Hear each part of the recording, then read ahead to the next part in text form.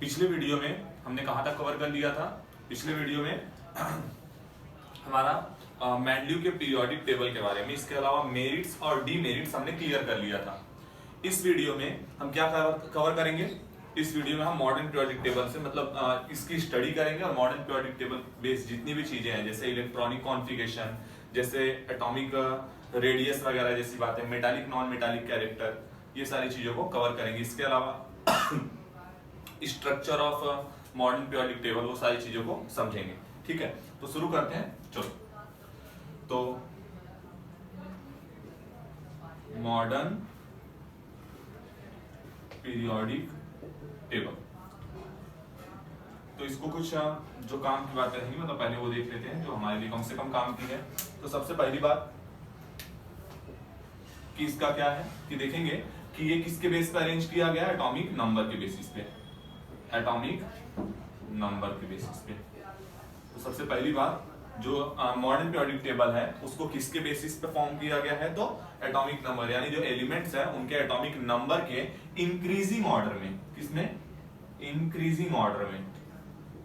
Increasing order मतलब जो number है उनको इंक्रीजिंग ऑर्डर में क्या किया गया? अरेंज किया गया है। और फिर जाके क्या हुआ है कि वो मॉडर्न पीरियोडिक टेबल प्रिपेयर किया गया। 118 एलिमेंट को, जो 118 एलिमेंट्स हैं उनको किसमें क्या किया गया है? मतलब एटॉमिक नंबर्स के हिसाब से उसको अरेंज किया गया है। तो 118 एलिमेंट वगैरह वगैरह देखना है। इसके अलावा आप देखेंगे वो एक अलग से टॉपिक है, लेकिन हम उसको इसी में कवर कर ले रहे हैं क्योंकि वहां से क्वेश्चन वगैरह बनने वाले नहीं है, जो बनेंगे यहीं से बनेंगे। तो हम देखेंगे यहाँ पर क्या है, इसको मॉडर्न इसको पीरियोडिक टेबल का लॉन्ग फॉर्म कहा जाता है। Long form. अब इसको लॉन्ग फॉर्म क्यों कहा जाता है? क्योंकि सीधी सी बात है, अब तक का मतलब आप देखेंगे 118 एलिमेंट का जो पीरियोडिक टेबल बना है वो यही है। मेंडलीव ने लगभग 63, 64 जो एलिमेंट्स डिस्कवर्ड हुए थे उनको उन्होंने अपने पीरियोडिक टेबल में अरेंज किया था। इस पीरियोडिक टेबल में, ये पीरियोडिक टेबल अपने अंदर 118 एलिमेंट्स यानी 118 एलिमेंट्स को कैरी करता है, इसलिए long form of periodic table है। इसके अलावा मेंडलीव के जो भी डीमेरिट्स थे, जो भी बहुत सारी कमियां थी, जो बहुत सारी उसमें दिक्कतें थी, उन सबको रिमूव करने में इससे बहुत ज्यादा हद तक हेल्प मिला है। इसके अलावा ये ज्यादा सिग्निफिकेंट है study of property of element, मतलब एलिमेंट्स की जो प्रॉपर्टी वगैरह है उसकी स्टडी में ये वाला जो पीरियोडिक टेबल है वो ज्यादा हेल्पफुल है। किसके कंपेयरिंग में? मॉडर्न मतलब मेंडलीव के पीरियोडिक टेबल के कंपेयरिंग में। तो ये सब कुछ इसकी खास बातें हैं। तो इसके अलावा लॉ देख लेते हैं इसका। लॉ, ठीक है, क्या इसका लॉ है? तो इसका लॉ क्या है? नॉर्मली आपसे पेपर में पूछा जाएगा मॉडर्न पीरियोडिक टेबल का लॉ बताइए। तो जैसे हम लोगों ने कल ही देख लिया था कि मेंडलीव के पीरियोडिक टेबल का लॉ जो रहेगा, जहां एटॉमिक मास है बस उसके जगह पे हमको क्या चेंज करना है? एटॉमिक मास हटा करके एटॉमिक नंबर लिख देना। यानी क्या लिखना है? देखो वहां पर क्या था, physical and chemical property of elements are the periodic function of their atomic masses. यहां पर क्या रहेगा? Physical and chemical property of an element are periodic function of their atomic number. ये बात बस इतने का डिफरेंस है। तो ये हमको क्लियर रखना है, यानी ये एटॉमिक नंबर के बेसिस पे क्लासिफिकेशन है। लॉ आप लोग याद कर लेना, मे भी यहां से क्वेश्चन घुमा फिरा के पूछ लिया जाए। जहां तक है हद से ज्यादा क्वेश्चन, मतलब अभी तक आप 10th बोर्ड का मतलब जो बोला जाए डिफिकल्टी लेवल देखा जाए तो वहां इतना ही क्वेश्चन बनने के चांसेस हैं कि बोल दिया जाएगा कि normally modern periodic table is based on atomic mass या एटॉमिक नंबर या ऐसे कुछ, तो आपको एटॉमिक नंबर वहां पर लिख देना रहेगा। इस मतलब इतना डिफिकल्टी लेवल चल रहा है। या फिर फिलिंग द मतलब ये बोला जाए कि ट्रू या फॉल्स बन जाएगा कि modern periodic table is based on atomic mass, तो आपको लिख देना पड़ेगा फॉल्स। अगर लिख दिया जाएगा एटॉमिक नंबर तो आपको लिख देना पड़ेगा ट्रू। ये डिफिकल्टी लेवल चल रहा है और आप लोग ऑफ कोर्स इसको कर लेंगे, लेकिन मामला ऐसा है कि अचानक जो आपके 10th के बाद 11th आता है उसमें अचानक लेवल थोड़ा बढ़ जाता है, तो थोड़ा उसको लेकर के भी आप प्रिपेयर्ड रहिए। क्योंकि अगर आपने ऐसा नहीं सोचा है फिर आप आगे चलकर साइंस लेने से बहुत ज्यादा कतराएंगे, तो ऐसी बात हो जाती है। चलिए, तो मॉडर्न पीरियोडिक टेबल के बारे में हमने क्या जाना? सबसे पहली बात जाना कि मॉडर्न पीरियोडिक टेबल का लॉ क्या होता है। इसके अलावा इसको किसने फॉर्म किया है तो देख लेते हैं। हेनरी मोसले। हेनरी मोसले इन्होंने क्या किया है? मॉडर्न पीरियोडिक टेबल को बनाया है। ठीक है, पता होना चाहिए, मालूम पड़ा आप मेंडलीव लिख कर आ रहे हैं क्योंकि पीरियोडिक टेबल से आपको वही मतलब हमेशा याद रहेगा। तो मॉडर्न पीरियोडिक टेबल को यहाँ पर हेनरी मोसले ने बनाया है। इसके बाद क्या? इसका लॉ आपको पता होना चाहिए। लॉ क्या है? Physical and chemical property of element are the periodic function of their atomic masses, atomic number. ठीक है। मासेस की नंबर, ठीक है। इसके बाद क्या रहेगा, एटॉमिक नंबर के बेसिस पे इंक्रीजिंग ऑर्डर में अरेंज किया गया, 118 एलिमेंट्स को अरेंज किया गया। वो स्ट्रक्चर में देखेंगे अभी। सब long form of periodic table का क्या है, लॉन्ग फॉर्म है। जो भी बहुत सारे मतलब कमियां थी, जो भी बहुत सारे डिमेरिट्स थे मेंडल के पीरियोडिक टेबल के, उसको कहां पे मतलब वो किया गया, रिमूव किया गया है, यहाँ पर मॉडर्न पीरियोडिक टेबल में रिमूव किया गया। इसके अलावा जब उन्होंने क्या किया है, एटॉमिक नंबर्स के बेसिस पे अरेंज किया है एलिमेंट्स को, तो इससे बहुत ज्यादा आसान हो गया है क्या, जो केमिकल प्रॉपर्टीज हैं, जो फिजिकल प्रॉपर्टीज है एलिमेंट्स की, उसकी स्टडी और ज्यादा इजी हो गई और ज्यादा सिग्निफिकेंट हो गई। तो ये क्या था, आपने मॉडर्न पीरियोडिक टेबल के बारे में कुछ बातें जान लिया। अब हम डायरेक्ट टॉपिक पर आते हैं, और जहां से मे भी 3 मार्क्स का क्वेश्चन बन जाए, और आपको 3 मार्क्स का क्वेश्चन कैसे फ्रेम करके लिखना है वो भी हम यहीं पे कवर कर लेते हैं। चलिए,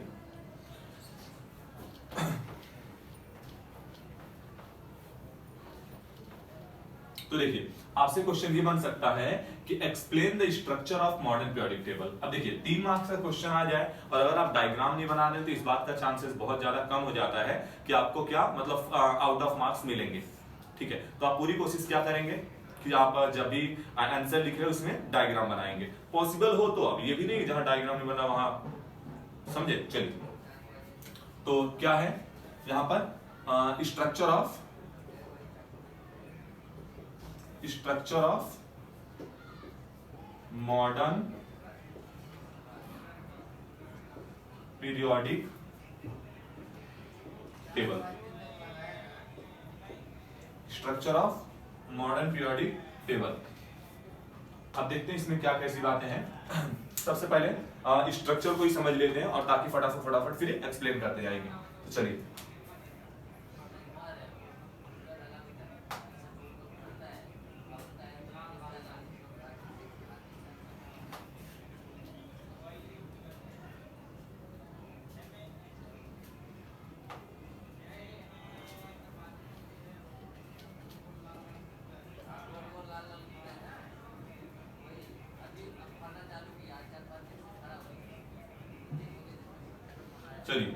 तो देखिए ये एक मतलब ये रॉ स्ट्रक्चर है, रॉ मतलब मैं पूरे 118 एलिमेंट यहाँ नहीं लिखने वाला हूँ, और ना आपको याद करने की जरूरत है और ना मुझे याद है। सीधी सी बात है, मैं जो मुझे सीक्वेंस से मुझे अच्छे से याद नहीं है और ना लिखने की जरूरत है। साइंस कभी इस बात की डिमांड नहीं करेगा कि 118 एलिमेंट याद रखिए। बाकी है लीना को रब से फरियाद, ये मतलब बेटी मांग के कार वगैरह, ये सब तो मतलब ऐसे तो किसी भी याद हो जाएगा। यहाँ से आप देखेंगे तैयारी जरा निभाना, मौत तक रुकावटें राह में पड़े अगर कोई, तो ये सब आपको नहीं करना रहेगा। यहाँ पर भी आप पूरा मतलब ऐसे सीक्वेंस में याद कर सकते हैं, लेकिन मैं सीधी बात बता रहा हूँ, जहां जरूरत पड़े वहां याद करो।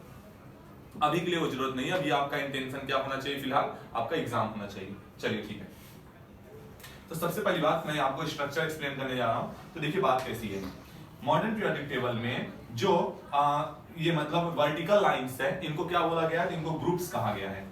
इनको ग्रुप्स कहा गया है। ऐसे पूरे कितने ग्रुप्स हैं, तो पूरे 18 ग्रुप्स हैं, 18 ग्रुप्स हैं। ये ग्रुप नंबर 1, ये ग्रुप नंबर 2, यहाँ 3 से लेकर के कहां तक, तो 3 से लेकर 12 तक, यहाँ 13 से लेकर कहां तक, तो 13 से लेकर 17 तक, और ये वाला क्या है 18th नंबर ग्रुप।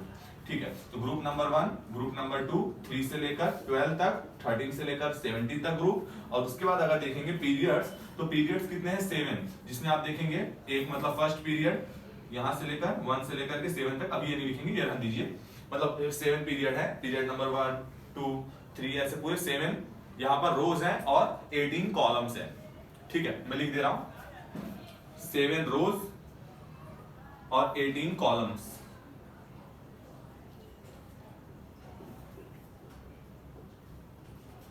कॉलम्स 7 रोज को क्या बोला गया है, तो जो रोज हैं उनको यहां पर पीरियड बोला गया है, यानी या फिर पीरियड बोलते हैं सीरीज। और जो 18 कॉलम है उनको क्या बोला गया, उनको ग्रुप कहा गया है, उनको ग्रुप कहा गया है। चलिए अब देखते हैं यहां पर ग्रुप नंबर 1 और 2 को मिलाकर, ग्रुप नंबर 1 और 2 को मिलाकर एस ब्लॉक बनता है। क्या बनता है, एस ब्लॉक। और ग्रुप नंबर 3 से लेकर के 12 तक के एलिमेंट्स को अगर आप मिलाएंगे, मतलब इतने एलिमेंट्स को मिलाएंगे, तो यहां पर डी ब्लॉक बनता है, डी ब्लॉक। और ग्रुप नंबर 13 से लेकर 18 तक के एलिमेंट को आप मिलाएंगे तो इसमें पी ब्लॉक बनता है, पी ब्लॉक, पी ब्लॉक। और इन तीनों ब्लॉक के अलावा नीचे दो मतलब बोला जाए दो सीरीज अलग से है, ये पहला सीरीज और ये दूसरा सीरीज।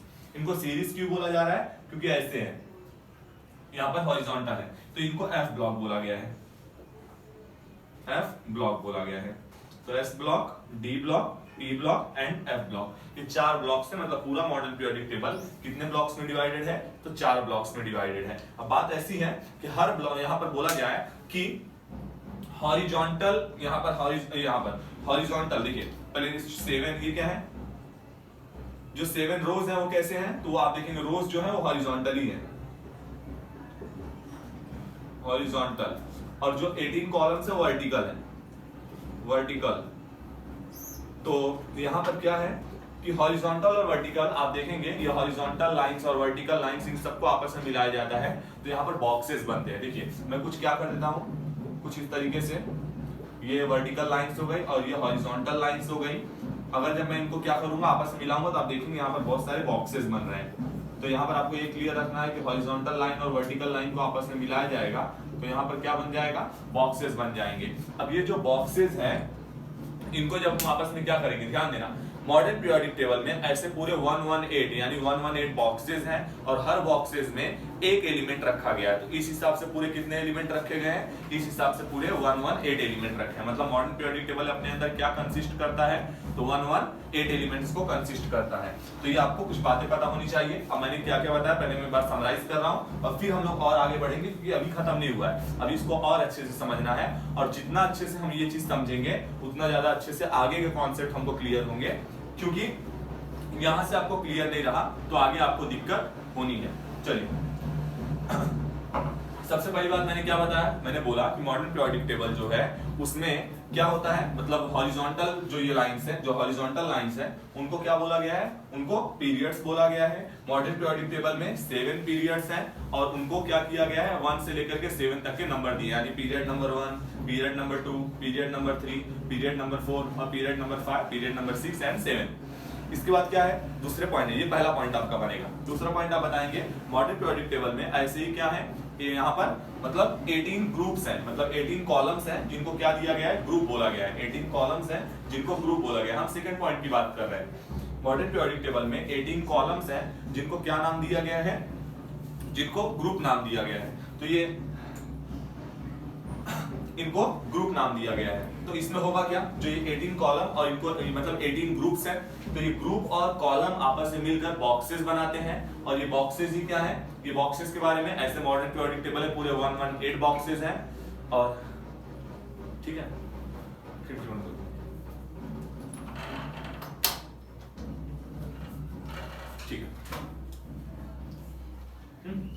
ठीक, बढ़िया। तो मॉडर्न पीरियोडिक टेबल में ऐसे पूरे कितने 118 बॉक्सेस हैं और 118 बॉक्सेस में हर बॉक्सेस में एक एलिमेंट को रखा गया है।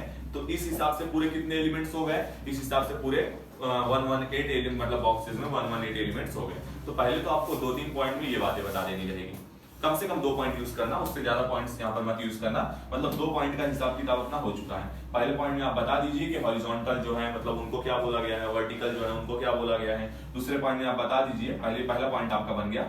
ध्यान सुनिए, structure of modern periodic table आ सकता है, ये रहेगा आपका रॉ डायग्राम और ये रहेगा आपका आंसरिंग।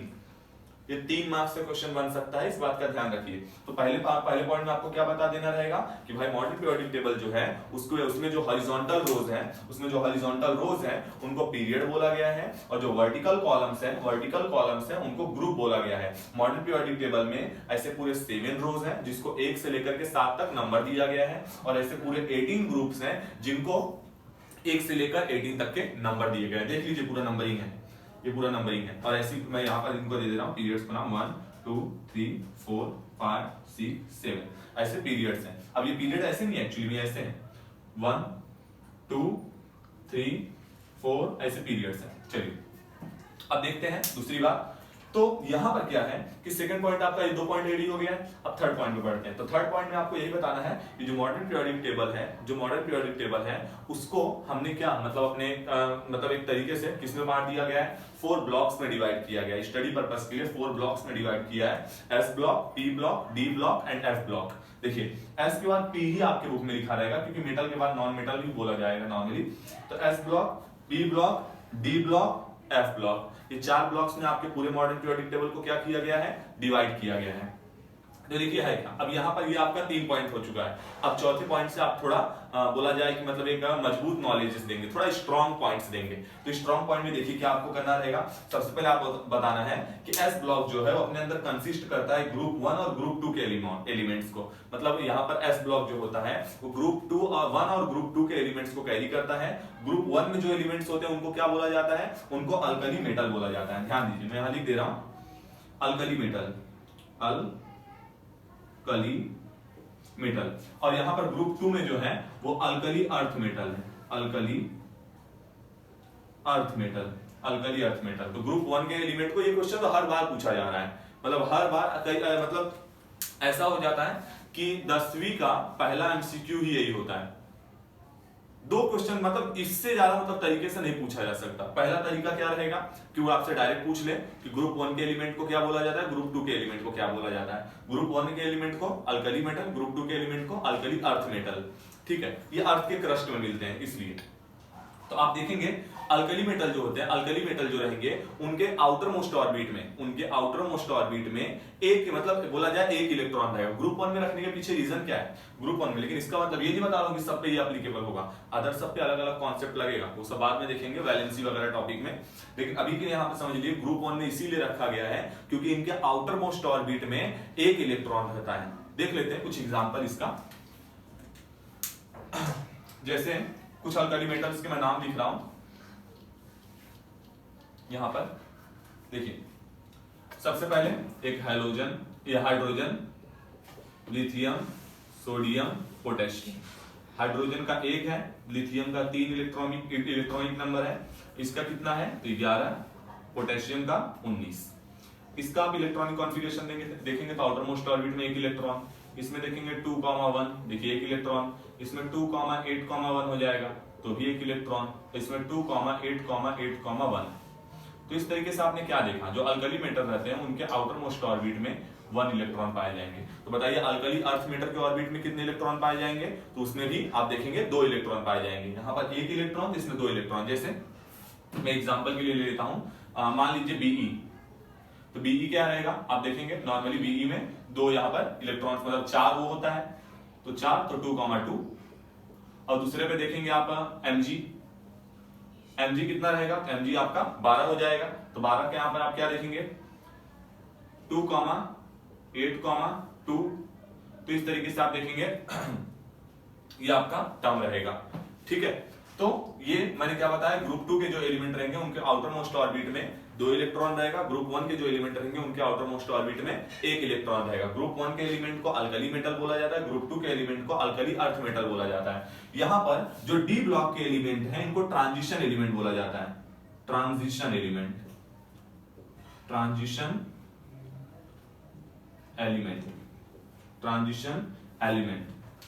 देखिए ट्रांजिशन एलिमेंट क्या होता है, नॉर्मली जो डी ब्लॉक है वो मतलब हाईली पॉजिटिव एस ब्लॉक और highly negative P block. P block में क्या है, पी ब्लॉक में नॉन मेटल्स हैं, लेकिन सब नॉन मेटल्स ही नहीं है। कितनी बार ये क्वेश्चन बन चुका है, P block consist all the 3 types of element. अगर मुझे बोला जाए कि नॉन मेटल किस में रहते हैं तो मैं बोलूंगा पी ब्लॉक में, लेकिन अगर मैं बोलूंगा, मुझे अगर ये पूछा जाए कि मेटलॉइड्स किस में है तो भी मैं बोलूंगा पी ब्लॉक में। मुझे बोला जाएगा यहाँ पर ध्यान सुनना, वो एलिमेंट वो ब्लॉक बताइए जो अपने अंदर मेटल, नॉन मेटल और मेटलॉइड तीनों को रख रहा है, तो भी पी ब्लॉक में। अभी इसके बारे में हम अच्छे से देखने वाले, चलो देख ही लेते हैं। तो देखो होता कैसे है, पी ब्लॉक जो है वो अपने अंदर 13 से लेकर के 18 तक के ग्रुप के एलिमेंट को अपने अंदर कंसिस्ट करता है। फ्रॉम 13 टू 18 जो एलिमेंट्स हैं वो किस में होते हैं, तो पी ब्लॉक में होते हैं। पी ब्लॉक में अगर आप देखेंगे तो ऐसे एक जिगजैग लाइन आपको मिल जाएगी। ठीक है, ये जिगजैग लाइन पर ध्यान सुनना, ये जिगजैग लाइन पर, ये जिगजैग लाइन जो है, ये जिगजैग लाइन पे जो एलिमेंट्स रहेंगे वो मेटलॉइड्स हैं। और जिगजैग लाइन के देखिए ये वाला जो साइड है इसको आप राइट साइड बोलेंगे और ये वाला जो साइड है इसको आप लेफ्ट साइड बोलेंगे। ठीक है, तो जिगजैग लाइन के राइट साइड में ध्यान दीजिए, जिगजैग लाइन के राइट साइड में नॉन मेटल्स हैं, नॉन मेटल्स हैं, और जिगजैग लाइन के लेफ्ट साइड में मेटल्स हैं। अब जरा समझिए, पी ब्लॉक की बात कर रहा हूं, मतलब यहां पर मेटल्स हैं, यहां पर मेटलॉइड्स हैं और यहां पे नॉन मेटल्स हैं। अब एक बार समझते हैं, क्वेश्चन बन सकता है, थोड़ा अवेयर रहिए। ठीक है, तो आपको पूछा जा सकता है कि जिगजैग लाइन के राइट साइड में क्या प्रेजेंट है, तो zigzag लाइन के राइट साइड में नॉन मेटल प्रेजेंट है, zigzag लाइन के लेफ्ट साइड में क्या प्रेजेंट है, zigzag लाइन के लेफ्ट साइड में क्या प्रेजेंट है, metal. On the zigzag line क्या प्रेजेंट है, तो ऑन द zigzag लाइन क्या प्रेजेंट है, मेटलॉइड्स। ये तीन बातें एकदम क्लियर होनी चाहिए। अब zigzag लाइन कहां प्रेजेंट है, तो पी ब्लॉक में। तो पी ब्लॉक अपने अंदर क्या कैरी करता है, मेनली नॉन मेटल्स, लेकिन all the three types of element को अपने अंदर कौन सा ब्लॉक कैरी करता है, मतलब तीनों तरह के एलिमेंट्स को तो पी ब्लॉक कैरी करता है। ठीक है, तो पी ब्लॉक के बारे में भी जान लिए हैं। अब ट्रांजिशन एलिमेंट के बारे में जान लेते हैं। तो इनको डी ब्लॉक के एलिमेंट को ट्रांजिशन एलिमेंट क्यों बोला जाता है, क्योंकि मेटल और नॉन मेटल के बीच में लाई करते हैं। डी ब्लॉक जो है वो एक ब्रिज के जैसा काम करता है, किसके इसके बीच में, एस ब्लॉक और पी ब्लॉक के बीच में एक ब्रिज जैसा जोड़ने का काम करता है। ठीक है, तो ये डी ब्लॉक की खासियत हो गई। थोड़ा एफ ब्लॉक के बारे में जान लेते हैं। एफ ब्लॉक में जो यहां पर देखेंगे, इसका ध्यान सुनिए। एफ ब्लॉक की जो पहली सीरीज है, क्योंकि उसका पहला एलिमेंट जो है वो लैंथेनम है, इसलिए इसके सीरीज को लैंथेनॉइड सीरीज बोला जाता है, लैंथेनॉइड सीरीज। और जो दूसरा एलिमेंट है, मतलब आप दूसरे सीरीज का जो पहला एलिमेंट है उसका वो एक्टेनम है, इसलिए एक्टेनॉइड सीरीज बोला जाता है, एक्टेनॉइड सीरीज। तो यहां पर इस तरीके से हमने क्या क्या कवर कर लिया है, S block, P block, D block and F block. अब मैं एक बार पूरे आंसर को फिर से रिवाइज कर लेते हैं और फिर हम आगे दूसरे टॉपिक पे बढ़ेंगे। चलिए, structure of modern periodic table. जब भी आपसे, अच्छा दो बातें और यहाँ पर कुछ मतलब डायरेक्ट पॉइंट्स जहां से बन सकते हैं। तो 17th यहाँ पर याद रख लेना, जो 18th ग्रुप है उसमें जो एलिमेंट्स रखे गए हैं वो नॉर्मली क्या है, नोबल गैसेस हैं। नोबल गैसेस क्या होती हैं, जो किसी के साथ नहीं रिएक्ट करती हैं, which does not react with any other element। जो किसी के साथ रिएक्ट नहीं करती वो नोबल गैसेस हैं। एग्जांपल के लिए helium, neon, argon, krypton, xenon, radon, ये सब क्या है, ये सब नोबल गैसेस हैं। इसके बाद ग्रुप नंबर 17 में क्या है, ग्रुप नंबर 17 में क्या है, तो ग्रुप नंबर 17 में हैलोजन एलिमेंट्स हैं, मतलब उनको हैलोजन ग्रुप बोला जाता है, हैलोजन ग्रुप। ठीक, तो हैलोजन ग्रुप क्या होते हैं, जैसे मैं बात करूं फ्लोरीन, क्लोरीन, ब्रोमीन, आयोडीन, ये सब। जैसे आप देखें फर्स्ट क्लास बिरयानी I8, आपको याद करने का मेथड, बाकी आप कैसे भी याद कर लीजिए। मैं चलिए यहां पे कर लेते हैं, फर्स्ट क्लास बिरयानी I8, ये सब कहां के एलिमेंट हैं, ये तो सब मतलब हैलोजन ग्रुप के एलिमेंट है। ऐसे ही आप देखेंगे यहां पर, तो हीना, नीना और करीना की जेरोक्स है रीना। देखते हैं, हीना, नीना और करीना की जेरोक्स है रीना। तो इस तरीके से हमने देखा कि यहाँ पर हीलियम, नियॉन, यहाँ पर आर्गन, क्रिप्टॉन, जेनॉन, रेडॉन, ये सब एलिमेंट्स हो जाएंगे। ठीक है, तो चलिए अब एक बार सब कुछ देख लेते हैं, पहले कुछ छूट तो नहीं रहा है। तो ग्रुप 1 के एलिमेंट को अपन जान लिए, ग्रुप 2 के एलिमेंट को क्या बोलते हैं वो जान लिए, ट्रांजिशन एलिमेंट बोला जाता है, जिगजैग लाइन को देख लिए, ग्रुप नंबर 17 को क्या बोला जाता है, ग्रुप नंबर 18 को क्या बोला जाता है, ये देख लिया गया।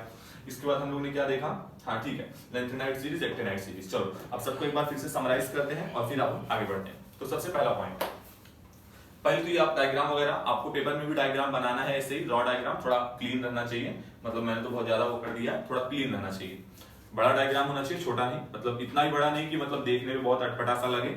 ऐसा डायग्राम जो मतलब बोला जाए, मैं एक नॉर्मली बता दूं कि अगर ये आपका आंसर शीट है तो आंसर शीट के इतने भाग पे आपका डायग्राम बिल्कुल बन सकता है, मतलब आधे से भी कम आप अच्छा खासा लगभग 5 से 6 7 लाइन इसमें यूज एट द 7 लाइन, क्योंकि 7 लाइन में मतलब प्रॉपर है तो 7 लाइन में बन जाना चाहिए डायग्राम अच्छे से।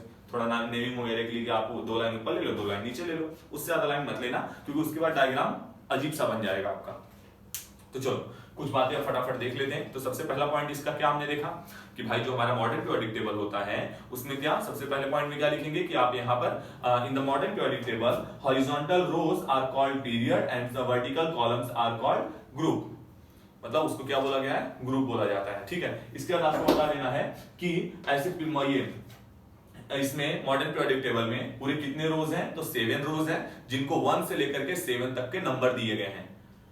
इसके बाद जो वर्टिकल कॉलम्स हैं वो कितने हैं, तो मतलब पूरे 18 ग्रुप्स हैं और उनको कितने 1 से लेकर 18 तक के नंबर दिए गए हैं। वह इसके बाद आपको बताना रहेगा रोज और कॉलम्स को यानी पीरियड और ग्रुप्स को मिला करके क्या बनता है, तो बॉक्सेस बनते हैं। ऐसे पूरे कितने बॉक्सेस हैं, ऐसे पूरे 118 बॉक्सेस है। कहां पर, आपके मॉडर्न पीरियोडिक टेबल में। सही बात है ना। और हर बॉक्सेस में एक एलिमेंट रखा गया है, each box carry one element, each box consist one element. तो ऐसे पूरे कितने एलिमेंट हो गए, 118 एलिमेंट हो गए। पूरे कितने एलिमेंट हो गए, 118 एलिमेंट हो गए। अब तक आपके लगभग 2 पॉइंट बन चुके हैं। थर्ड पॉइंट में आप बताइए कि मॉडर्न पीरियोडिक टेबल जो है उसको आपने क्या किया है, 4 ब्लॉक्स में डिवाइड किया है, जो कि है S block, P block, D block and F block. ठीक है, अब आप यहाँ पर तीसरा पॉइंट भी आपका हो गया। अब जब चौथे पॉइंट में आप जाएंगे तो चौथा पॉइंट जो है उसमें आप बताएंगे कि S block consist element belong from group 1 and group 2। मतलब वो एलिमेंट जो एस ब्लॉक और मतलब एस ब्लॉक, ये जो एलिमेंट ग्रुप 1 और ग्रुप 2 में है उनमें उनको किसमें रखा गया, उनको एस ब्लॉक में रखा गया, उसको एस ब्लॉक मान के चला है। ग्रुप 1 में जो एलिमेंट है उनको अल्कली मेटल बोला गया है, और ग्रुप 2 में जो एलिमेंट है उनको अल्कली अर्थ मेटल बोला गया है। ये हो जाएगा आपका चौथा पॉइंट। फिर पांचवें पॉइंट में आप बता दीजिए पी ब्लॉक के बारे में। आप पी ब्लॉक के बारे में बताइए कि पी ब्लॉक जो होता है वो अपने अंदर कहां से कहां तक के एलिमेंट को कंसिस्ट करता है। तो ग्रुप 13 से लेकर ग्रुप अप टू मतलब फ्रॉम ग्रुप 13 तो ग्रुप 18 तक के एलिमेंट को कौन कैरी करता है, कौन कंसिस्ट करता है, तो पी ब्लॉक कंसिस्ट करता है। पी ब्लॉक आपको बताना है from the middle of the P block line, P block line के बीच में से एक जिगजैग लाइन गई है, जिगजैग लाइन। और आपको बताना है on the zigzag line metalloid elements are present. यहाँ पर right side of the zigzag line non metals are present and left side of the zigzag line metals are present। Clear. तो इस तरीके से पी ब्लॉक जो है अपने अंदर क्या कंसिस्ट करता है, all the 3 types of element को। तो ये आपका कितना पॉइंट हो गया, 5वां पॉइंट हो गया। अब छठवें पॉइंट पर बढ़ते हैं। छठा पॉइंट आपको डी ब्लॉक बता देना है कि डी ब्लॉक के एलिमेंट को the element belong from D, यहाँ पर पहले बताना है कि डी ब्लॉक जो है ग्रुप 3 से लेकर के ग्रुप 12 तक के एलिमेंट को अपने अंदर कंसिस्ट करता है। डी ब्लॉक के एलिमेंट को हम ट्रांजिशन एलिमेंट्स भी बोलते हैं। क्यों बोलते हैं ट्रांजिशन एलिमेंट, क्योंकि वो हाईली पॉजिटिव मेटल और हाईली निगेटिव नॉन मेटल के बीच में लाई करते हैं और इसलिए उनको हम ट्रांजिशन एलिमेंट बोलते हैं। डी ब्लॉक जो है वो act as a bridge between s block element and p block element. मतलब एस और पी ब्लॉक के एलिमेंट के लिए वो एक ब्रिज का काम करता है। और इतना काफी है, नॉर्मली आगे की चीज आपको बाद में ही काम आएगी। इसके बाद आप देखेंगे एफ ब्लॉक एलिमेंट है, तो एफ ब्लॉक एलिमेंट के बारे में आपको बता देना रहेगा कि ये मतलब इन सभी के अलावा मतलब ये है मेन ग्रुप्स। इनके अलावा मेन पीरियोडिक टेबल के अलावा नीचे आप देखेंगे तो 2 फ्रीली मतलब 2 अलग से फ्री सीरीज हैं जो कि यहाँ पर है, उनको एफ ब्लॉक बोला गया है। 2 जो फ्री सीरीज है उनको एफ ब्लॉक बोला गया है। उसमें क्या है, उसमें आप देखेंगे कि जो फर्स्ट सीरीज है मतलब पहली सीरीज है उसका फर्स्ट एलिमेंट लैंथेनम है, इसलिए उस सीरीज का नाम लैंथेनॉइड है। और जो सेकंड एलिमेंट है वो एक्टेनम है, इसलिए उस सीरीज का नाम एक्टेनॉइड सीरीज है। तो इस तरीके से आप 5-6 मतलब 6-7 पॉइंट अच्छे से बना सकते हैं और प्रॉपर अच्छे से structure of modern periodic table का एक्सप्लेन कर सकते हैं। फर्स्ट क्लास अच्छे मार्क्स आपके आ जाएंगे। कोई क्लियर है, कोई दिक्कत है structure of modern periodic table में? लगभग हमने सब स्ट्रक्चर देख लिया और प्रॉपर समझ लिया कि कहां पर कौन से एलिमेंट होते हैं, क्यों होते हैं। आगे बढ़े, कोई दिक्कत नहीं है इसमें? डी ब्लॉक में अच्छा हाइड्रोजन के बारे में तो 18th ग्रुप के एलिमेंट जो होते हैं उनको नोबल गैसेस बोला जाता है और जो 17th ग्रुप का एलिमेंट होता है उसको हाइड्रोजन ग्रुप बोला जाता है। देखो इनको नोबल गैसेस का ग्रुप है, इसमें नॉर्मली वो गैसेस रखी गई हैं जो किसी के साथ रिएक्ट नहीं करती हैं। जो 17th ग्रुप के एलिमेंट है उनको क्या बोला गया है, हैलोजन ग्रुप बोला गया है। नॉर्मली इसमें क्या होता है, फ्लोरीन, क्लोरीन, ब्रोमीन, आयोडीन। अच्छा इसके बारे में एक बात और है, मॉडर्न पीरियोडिक टेबल में इसको 17th ग्रुप में रखा गया है, लेकिन मेंडलीव के पीरियोडिक टेबल में ऐसा क्वेश्चन बनेगा नहीं, लेकिन हो सकता है, नसीब खराब है तो फिर कुछ भी होता है। ठीक है, तो मेंडलीव के पीरियोडिक टेबल में इसको किसने रखा गया है, तो इसको 7th ग्रुप में रखा गया है। 7th ग्रुप, क्योंकि मेंडलीव ने भी अपने यहाँ वर्टिकल को क्या बोला है, ग्रुप ही बोला है। वर्टिकल जो लाइंस है उनको ग्रुप ही बोला गया है, वर्टिकल बॉक्सेस को। तो 7th ग्रुप में किसने रखा है, मेंडलीव ने रखा है। 17th ग्रुप में किसने रखा है, तो हेनरी मोसले ने रखा है। तो चलिए कोई बात नहीं, इस तरीके से हमारा structure of modern periodic table खत्म हुआ है और अब अगले पॉइंट पर चलते हैं।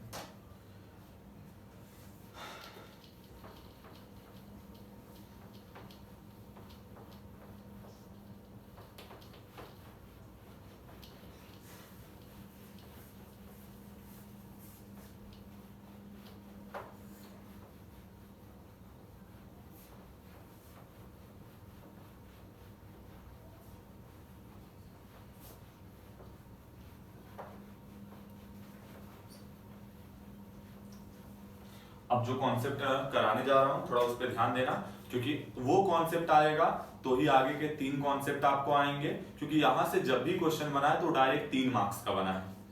इसके बाद जब भी क्वेश्चन बनेगा तो डायरेक्ट 3 मार्क्स का बनेगा, और उसको मिस करने का भी मतलब यही होगा कि 3 मार्क्स छोड़ दोगे, उसमें क्या दो रहा है।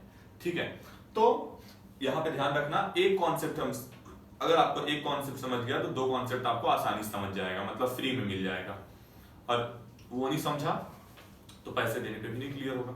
ठीक है, तो देखते हैं, अब क्लियर करने जा रहे हैं electronic configuration, electronic configuration of element in the model periodic table. तो देखिए इलेक्ट्रॉनिक कॉन्फ़िगरेशन, सबसे पहले हम देखेंगे कि पेपर में क्वेश्चन क्या बनेगा। क्वेश्चन यही बन सकता है कि इलेक्ट्रॉनिक कॉन्फ़िगरेशन क्या होता है, पहले तो वो बताओ, और दूसरा इलेक्ट्रॉनिक कॉन्फ़िगरेशन पीरियड में जाने पे क्या होगा, और इलेक्ट्रॉनिक कॉन्फ़िगरेशन सीरीज में जाने पे क्या होगा। बस इतना क्वेश्चन आपसे बन सकता है, और आप अच्छे से जवाब दे दिए, खत्म हो जाएगी बात। देखिए क्या है, सबसे पहले बात आती है इलेक्ट्रॉनिक कॉन्फ़िगरेशन क्या होता है। तो किसी कोई एलिमेंट है, अगर मैं बोलूं कि एक एलिमेंट के पास 11 इलेक्ट्रॉन है, जैसे कि अपना सोडियम, कि मैं बोला सोडियम के पास 11 इलेक्ट्रॉन है। अब वो 11 एलिमेंट्स को अलग अलग मतलब अलग अलग ऑर्बिट्स में, क्योंकि एक एलिमेंट के पास बहुत सारी ऑर्बिट्स हो सकती हैं, तो उसको अलग अलग ऑर्बिट में जो उसका डिस्ट्रीब्यूशन होता है उसी को आप क्या बोलते हैं, उसी को आप बोलेंगे उसका इलेक्ट्रॉनिक कॉन्फ़िगरेशन। तो चलो इसको डेफिनेशन में कन्वर्ट कर लिया जाए। तो what is यहाँ पर what is the electronic configuration? तो it is the distribution of electron of an element in the particular orbits। मतलब पर्टिकुलर ऑर्बिट्स जो है किसी एलिमेंट के, उनके अलग मतलब उनको उसके जो इलेक्ट्रॉन्स है एलिमेंट के, उसको पर्टिकुलर ऑर्बिट्स में एलिमेंट के क्या करना, डिस्ट्रीब्यूट करना। ठीक है, उसी को आप क्या बोलते हैं, इलेक्ट्रॉनिक कॉन्फ़िगरेशन। फॉर एग्जांपल मैं जैसे देख लेते फटाक से, Na है, Na इसके फर्स्ट ऑर्बिट में 2 इलेक्ट्रॉन, सेकेंड ऑर्बिट में 8 इलेक्ट्रॉन, और थर्ड ऑर्बिट में कितना हो जाएगा, 1 इलेक्ट्रॉन। यही क्या है इसका इलेक्ट्रॉनिक कॉन्फ़िगरेशन। इन शॉर्ट इसको कैसे लिखा जाएगा, तो Na को, क्योंकि Na के पास 11 इलेक्ट्रॉन है, तो इसको 2, 8, 1 लिखा जाता है इन शॉर्ट। थोड़ा ये बातें पता होनी चाहिए। चलो अब शुरू करते हैं। तो इलेक्ट्रॉनिक कॉन्फ़िगरेशन क्या होता है, मैंने आपको बता दिया है, it is the distribution of electrons of an element in the particular orbits. ठीक है, इलेक्ट्रॉनिक कॉन्फ़िगरेशन का डेफिनेशन आपको पता चल गया है। अब हम समझने जा रहे हैं कि इलेक्ट्रॉनिक कॉन्फ़िगरेशन जो रहता है वो ग्रुप में कैसे होगा और पीरियड में कैसे होगा। तो देखते हैं। तो इलेक्ट्रॉनिक कॉन्फ़िगरेशन इन ग्रुप, आपके बुक में भी वैसी चीजें दी हैं और थोड़ा कॉम्प्लिकेट कर दी हैं। आप यहां से लिखेंगे तो कोई मार्क्स वगैरह कटने वाले नहीं है, आप यहां से भी लिख सकते हैं इलेक्ट्रॉनिक कॉन्फ़िगरेशन इन ग्रुप और इलेक्ट्रॉनिक कॉन्फ़िगरेशन इन पीरियड्स। तो देखिए आपको कैसे करना है। देखिए ग्रुप में आप जाएंगे, जब भी आप किसी ग्रुप में चलते हैं तो आप कहां से कहां चलते हैं। तो जब भी आप ग्रुप में चलते हैं तो आप हमेशा टॉप टू बॉटम चलते हैं, टॉप टू बॉटम। और जब भी आप किसी पीरियड में चलते हैं तो आप लेफ्ट टू राइट चलते हैं। ये बात पता होना चाहिए, left to right, left to right. तो जब भी आप इसमें चलेंगे तो आप लेफ्ट टू राइट चलेंगे। चलिए अब देखेंगे इन द ग्रुप क्या होगा और इन पीरियड क्या होगा। ठीक है, तो जब भी मैं एक एग्जांपल ले रहा हूं, सबसे पहले आपको क्या, आपको एग्जांपल के बेस पे ही समझाना है। तो आप जब ग्रुप में बढ़ेंगे तो आप एक एग्जांपल हमेशा याद रखिए, आने वाले 3-4 सवाल में हम लोग वही एग्जांपल लेके करने वाले हैं। तो देखिए आप यहां पर एग्जांपल ले लीजिए, एग्जांपल ग्रुप 1 को ले लीजिए, ग्रुप 1। तो ग्रुप 1 में एलिमेंट जो है वो यहां पर है hydrogen, lithium, sodium, potassium. Hydrogen का इलेक्ट्रॉनिक नंबर कितना होता है, 1, इसका 3, इसका 11 और इसका 19। तो इसका इलेक्ट्रॉनिक कॉन्फ़िगरेशन 1 आएगा, इसका 2, 1 आएगा, इसका 2, 8, 1 आएगा, और इसका फाइनली 2, 8, 8, 1 आएगा। ये क्या हो गया, हमारा इलेक्ट्रॉनिक कॉन्फ़िगरेशन हो गया। अब इस इलेक्ट्रॉनिक कॉन्फ़िगरेशन से मैं क्या समझ रहा हूं ये देखते हैं। देखिए अगर मैं देखूंगा तो सबसे बाहर मतलब जो सबसे आउटर मोस्ट ऑर्बिट है, मतलब सबसे बाहर का ऑर्बिट, आउटर मोस्ट ऑर्बिट मतलब जो सबसे बाहर का ऑर्बिट, उसमें आप देखेंगे तो नंबर ऑफ इलेक्ट्रॉन जो है वो कांस्टेंट है, फिक्स है। जैसे इसमें सबसे बाहरी ऑर्बिट में एक इलेक्ट्रॉन, इसमें भी बाहरी ऑर्बिट में एक इलेक्ट्रॉन, इसमें बाहरी ऑर्बिट में एक इलेक्ट्रॉन और इसमें बाहरी ऑर्बिट में एक इलेक्ट्रॉन, इनको बोला जाता है वैलेंस इलेक्ट्रॉन। तो मैं बोलूंगा कि अगर मैं किसी ऑर्बिट में टॉप टू बॉटम जाता हूं, मतलब मैं किसी एक फिक्स ग्रुप में हमेशा टॉप टू बॉटम जाऊंगा, तो मुझे क्या दिखाई देगा, ध्यान दीजिए, उसकी वैलेंसी, इसको वैलेंसी बोला जाता है, जो आउटर मोस्ट ऑर्बिट है उसको वैलेंसी बोला जाएगा। वैलेंसी रिमेन्स कांस्टेंट, लेकिन orbit increases by one. Orbit मतलब क्या होता है, देखो इसके पास कितना ऑर्बिट है, एक, इसके पास दो ऑर्बिट है, फर्स्ट ऑर्बिट सेकंड ऑर्बिट, इसके पास 1 2 3 ऑर्बिट है, इसके पास 1 2 3 4 ऑर्बिट है, मतलब एक एक ऑर्बिट क्या होता जा रहा है, इंक्रीज होता जा रहा है। मैं फटाक से एक बार हर एक चीज को समराइज कर देता हूं, किसमें, ग्रुप के लिए। तो क्या होगा, when we go in a modern periodic table, when we go in a particular group when we go in a particular group from top to bottom in a particular, यहाँ पर in the modern periodic table we observe valency remains constant but number of shell बोल दो या orbit बोल दो, बात एक ही है, number of shell is increases by one, मतलब 1 2 3 4 ये सेल्स इंक्रीज होती जा रही हैं। ठीक है, मैं एक बार फिर से बोल रहा हूं, आपको उतना ही लिखना है, उससे ज्यादा वहां चीजों को नहीं लिखना रहेगा। फिर आप लिख रहे हैं तो फिर कुछ भी लिखिए, फिर तो बात ही नहीं है। ठीक है, सबसे पहले आपको क्या कर देना रहेगा, फर्स्ट क्लास एक एग्जांपल दे देना रहेगा। पहले आपको हेडिंग देना रहेगा और हेडिंग में आप पहले देखो इलेक्ट्रॉनिक कॉन्फ़िगरेशन लिखोगे। इलेक्ट्रॉनिक कॉन्फ़िगरेशन क्या होता है, फिर आप बता देंगे कि इलेक्ट्रॉनिक कॉन्फ़िगरेशन इन ग्रुप, और उसके बाद फिर आप तुरंत नीचे लिखेंगे कि फॉर एग्जांपल ग्रुप नंबर 1। ठीक है, तो आप ग्रुप नंबर 1 ले लेंगे तो यहाँ पर क्या मिल जाएगा, ध्यान दीजिए, ग्रुप नंबर 1 में आपको लिखना है। इसके बाद देखो ग्रुप नंबर 1 का एग्जांपल दिए और नीचे लिखोगे when we go in any particular group from top to bottom in the modern periodic table we observe, मतलब हम देखते हैं, क्या देखते हैं, valency remains constant but number of shell is increases by 1। ठीक है, इतनी बातों को लिखकर आप अपना वहीं पे खत्म कर देंगे। ये आपका पहला पार्ट हो गया, मतलब ग्रुप मैंने आपको बता दिया है। क्या आपको ग्रुप क्लियर है? पक्का? दो बातें ही याद रखनी है। पहली बात, वैलेंसी सबकी कांस्टेंट रहेगी और जो नंबर ऑफ शेल है वो एक एक इंक्रीज होते जाएंगे, किसमें, ग्रुप में। अब ये याद हो गया तो इसका उल्टा वहां रहेगा, लेकिन याद नहीं रखना है, समझना है। ठीक है, मैंने यहां पर क्या बता दिया है, चलो ग्रुप में हमने क्या देख लिया है, ग्रुप में हमने देखा है कि वैलेंसी क्या रहेगी, सेम, और इसके अलावा जो आपका क्या नाम है, शेल है, नंबर ऑफ सेल्स, तो ये क्या होगा, +1 होता रहेगा, मतलब इंक्रीज बाय 1 होता रहेगा। अब आते हैं लेफ्ट टू राइट, मतलब आप ऐसे जब चलेंगे, मतलब एक पर्टिकुलर सीरीज में या पीरियड में चलेंगे, तो यहां पर क्या होगा, मैं यहां पर भी एक एग्जांपल रखा हूं अपने लिए और आप भी अपना एग्जांपल रेडी कर सकते हैं। तो यहां पर सचिन, यहां पर SC, ये सॉरी KSC, KCA, SC और TI। ठीक है, तो K होता है 19, SC होता है 20 और ये होता है K होता है 19, CA कैल्शियम होता है 20 और स्कैंडियम होता है 21 और टाइटेनियम होता है 22। अब जरा मैं सबके इलेक्ट्रॉनिक कॉन्फ़िगरेशन निकाल रहा हूं। ये कहां का है, ये ग्रुप आप कहां का एग्जांपल लिए हैं, तो ये पीरियड नंबर 4 का आपने एग्जांपल लिया है। किसका लिया एग्जांपल, पीरियड नंबर 4। तो फॉर एग्जांपल पीरियड नंबर 4 ऐसे आप लिखेंगे। पहले जब तक आप नहीं लिखेंगे बात क्लियर होगा कैसे होगा कि आप पीरियड में चल रहे हैं या ग्रुप में चल रहे हैं। तो आप एग्जांपल ले रहे हैं पीरियड नंबर 4 का और आप यहां पर जब इसका इलेक्ट्रॉनिक कॉन्फ़िगरेशन निकालेंगे तो 2, 8, 8, 1 आ जाएगा और इसका 2, 8, 8, 2, यहां पर 2, 8, 8, 3 और यहां पर फाइनली 2, 8, 8, 4। ये आपका क्या आ गया, नंबर ऑफ, मतलब ये इलेक्ट्रॉनिक कॉन्फ़िगरेशन हो गया। अब देखते हैं इस इलेक्ट्रॉनिक कॉन्फ़िगरेशन से हम क्या समझ रहे हैं। इस इलेक्ट्रॉनिक कॉन्फ़िगरेशन से यही समझा जा रहा है कि अगर आप किसी पीरियड में लेफ्ट टू राइट चलते हैं तो क्या होगा, तो ये होगा कि नंबर ऑफ शेल्स हमेशा फिक्स रहेंगे। यहां भी 4 सेल ही है, यहां भी 4 सेल है, यहां भी 4 सेल है और यहां भी 4 ही सेल है, मतलब 4 ही ऑर्बिट है। लेकिन आप देखेंगे कि मतलब सेल्स जो है फिक्स है, लेकिन वैलेंसी इज इंक्रीजेस बाय 1, मतलब वैलेंसी एक एक बढ़ रही है। इसकी वैलेंसी कितनी है, 1, फिर 2, 3, 4, ये वैलेंसी इंक्रीज बाय 1। तो यहां पर अब आप क्या लिखेंगे, मैं यहां का रिजल्ट अपना लिख दे रहा हूं।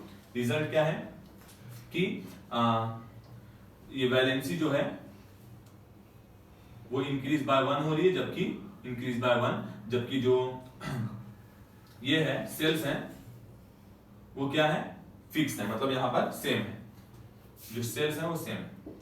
मतलब आप देखेंगे कि इसका जस्ट उल्टा, यहाँ वैलेंसी सेम थी, सेल्स इंक्रीज बाय 1 हो रहे थे, यहाँ वैलेंसी प्लस इंक्रीज हो रही है बाय 1 और सेल जो है वो सेम है। तो आपको ये क्लियर हो गया है इलेक्ट्रॉनिक कॉन्फ़िगरेशन। सबसे पहले इलेक्ट्रॉनिक कॉन्फ़िगरेशन क्या होता है, दूसरा वो ग्रुप में क्या होगा। तो ग्रुप में आपको पहले क्या करना है, एग्जांपल दे देना है, एग्जांपल देने के बाद ग्रुप नंबर 1 का एग्जांपल दे देना है, एग्जांपल देने के बाद बताना है कि किसी ग्रुप में जाने पे नॉर्मली क्या दिखाई देगा, वैलेंसी जो रहेगी वो सेम रहेगी, लेकिन जो सेल रहेगा वो इंक्रीज बाय 1 होगा। पीरियड में आ जाओगे तो क्या होगा, जब लेफ्ट से राइट पीरियड में चलते हो, किसी भी आपको पहले एग्जांपल दे देना है और फिर नॉर्मली बता देना है कि when we go in any particular period from left to right we observe क्या ऑब्जर्व करते हो, we observe valency is increases by 1 but shell is remains constant, मतलब सेल के जो नंबर रहेंगे वो हमेशा क्या रहेंगे, कांस्टेंट रहेंगे। तो इस तरीके से हमने क्या कवर कर लिया है, इस तरीके से हमने अपना इलेक्ट्रॉनिक कॉन्फ़िगरेशन कवर कर लिया है। थोड़ी सी बातें कुछ और जहां से मे भी क्वेश्चन बनने के चांस है, बनने के क्या मतलब बनते ही है, फिलिंग द ब्लैंक्स में आपके क्वेश्चन बन सकते हैं, वहां से आप थोड़ा मिस्टेक मत करिएगा। तो ये मिटा रहा हूं मैं।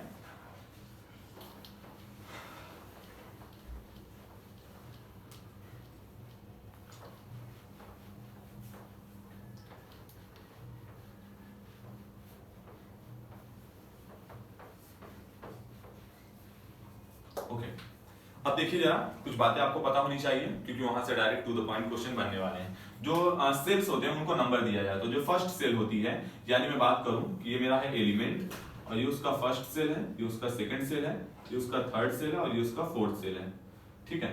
तो देखिए जो इसका फर्स्ट सेल रहता है हमेशा उसको के नाम दिया जाता है, उसका नाम हमेशा के रहेगा, दूसरे वाले का नाम एल रहेगा, तीसरे वाले का नाम एम रहेगा और चौथे वाले का नाम एन रहेगा, के एल एम एन, ये सेल्स है। आपको पूछा जाएगा कि सोडियम में, ध्यान सुनना, सोडियम में जो सबसे लास्ट की सेल होगी वो कौन सी होगी, जो सोडियम रहेगा उसमें जो सबसे लास्ट की सेल होगी, आउटर मोस्ट सेल होगी, वो कौन सी होगी। तो आपको पता है 2,8,1, तो जो तीसरी सेल रहेगी वो क्या है, एन, मतलब सॉरी एम। तो आप बोलेंगे कि यहाँ पे जो एम नंबर सेल है, एम नंबर सेल मतलब एम वाली जो सेल है वही उसकी सबसे आउटर मोस्ट सेल होगी। हाइड्रोजन में क्या होगी, तो हाइड्रोजन में के, हाइड्रोजन की सेल क्या होगी, के, उसकी आउटर मोस्ट, क्योंकि एक ही इलेक्ट्रॉन होता है।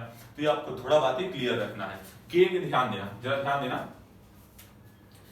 के का, एल का और एम और एन, के के लिए, क्योंकि के का पहला नंबर मतलब पहला नंबर ऑर्बिट है, उसके लिए इसका एन का नंबर 1, स्मॉल एन 1 रहेगा, यहाँ पर स्मॉल एन 2 रहेगा, यहाँ स्मॉल एन 3 रहेगा और यहाँ स्मॉल एन 4 रहेगा, ठीक है। अब यहाँ पर आगे क्योंकि एन आ गया है तो आप ये पता कर सकते हो कि कितने मैक्सिमम नंबर ऑफ इलेक्ट्रॉन हो सकते हैं, मतलब number maximum number of electron, maximum number of electron किस फॉर्मूले से, 2n के स्क्वायर फॉर्मूले से। ये फॉर्मूला पूछा जा सकता है कि कौन सा फॉर्मूला होता है जो मैक्सिमम नंबर ऑफ इलेक्ट्रॉन निकाल के देता है। तो 2n स्क्वायर नाम का फॉर्मूला है जो आपको नंबर निकाल के देगा। तो यहाँ पर मैं वैल्यू पुट अप करने जा रहा हूँ 2n का स्क्वायर, तो 2 इंटू n मतलब 1 का स्क्वायर, तो यहाँ पे 2 और 1 का स्क्वायर 1, तो 2 1 जा 2, मतलब पहला जो k रहेगा उसके अंदर मैक्सिमम कैपेसिटी कितनी है, तो 2 इलेक्ट्रॉन की कैपेसिटी, मतलब वो ज्यादा से ज्यादा 2 इलेक्ट्रॉन रख सकता है। इसके बाद L कितना रख सकता है, तो 2 इंटू 2 का स्क्वायर, तो 2 का स्क्वायर 4, 4 2 जा 8, तो इसकी मैक्सिमम इलेक्ट्रॉन रखने की कैपेसिटी कितनी है, 8। इसके बाद थर्ड ये कितना, 2 इंटू 3 का स्क्वायर, ये 3 का स्क्वायर 9, 9 2 जा 18, मतलब इसकी मैक्सिमम इलेक्ट्रॉन होल्ड करने की कैपेसिटी कितनी है, तो 18। ये सब पूछा जाएगा direct to the point, filling the blanks में। और 2 इंटू 4 का स्क्वायर, तो 4 का स्क्वायर 16, 16 2 जा 32, मतलब इस फोर्थ वाले सेल जो होती है उसकी मैक्सिमम इलेक्ट्रॉन होल्ड करने की कैपेसिटी 32 इलेक्ट्रॉन्स है। तो यहां से आप रेडी रखिएगा, हो सकता है फॉर्मूला पूछा जाए, हो सकता है मैक्सिमम नंबर ऑफ इलेक्ट्रॉन पूछा जाए, हो सकता है एन की वैल्यू पूछी जाए कि एन के लिए बताइए एन की वैल्यू कितनी होगी। तो एन के लिए जो स्मॉल एन होता है उसकी वैल्यू 3 होती है। तो ये ऐसे मतलब एडिशनल टर्म था, पता होना चाहिए। चलिए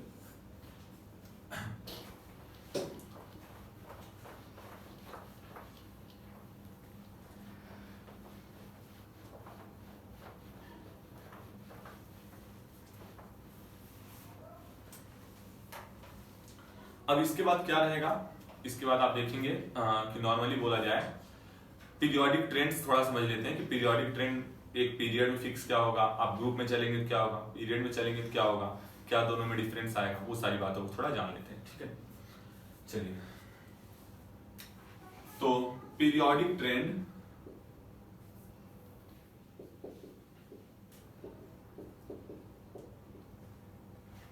इन पीरियोडिक ट्रेंड, ठीक है, पीरियोडिक ट्रेंड ग्रुप और पीरियड, ग्रुप पीरियड, ठीक है। तो आप जब भी किसी एक फिक्स ग्रुप में चल रहे हैं, जैसे मैं ग्रुप 1 में जाऊंगा, अगर मैं मान लीजिए कि ग्रुप 1 में चल रहा हूं, तो ग्रुप 1 में जो मुझे एलिमेंट्स मिलेंगे, ग्रुप 1 में जो मुझे एलिमेंट्स मिलेंगे उनका क्या हिसाब किताब रहेगा, उनमें ये होगा कि जितने भी एलिमेंट्स होंगे उनकी फिजिकल और केमिकल प्रॉपर्टी सेम होगी। फिजिकल प्रॉपर्टी तो नहीं बोलेंगे क्योंकि कुछ क्या रहेंगे सॉलिड स्टेट में रहेंगे, कुछ लिक्विड स्टेट में रहेंगे, उनकी केमिकल प्रॉपर्टी आप बोलिए। क्योंकि एग्जांपल देता हूं, हेलोजन जो होता है उसमें आप फ्लोरीन और क्लोरीन देखिए, पहला फ्लोरीन है, फिर क्लोरीन है, फिर ब्रोमीन है और फिर आयोडीन है। तो फ्लोरीन और क्लोरीन जो रहेगा वो क्या रहते हैं, वो नॉर्मली गैसेस मतलब गैसियस फॉर्म में रहते हैं, लेकिन जो ब्रोमीन रहता है वो लिक्विड फॉर्म में होता है, जो आयोडीन होता है वो किस फॉर्म में रहता है, तो वो सॉलिड फॉर्म में होता है। तो यहां पर क्या बोलेंगे, फिजिकल प्रॉपर्टी अलग है लेकिन सबकी केमिकल प्रॉपर्टी सेम है, सब हैलोजन ही है, सबकी वैलेंसी 1 है, ठीक है, मतलब सब एक ही बॉन्ड फॉर्म करेंगे। एक सेकंड जरा,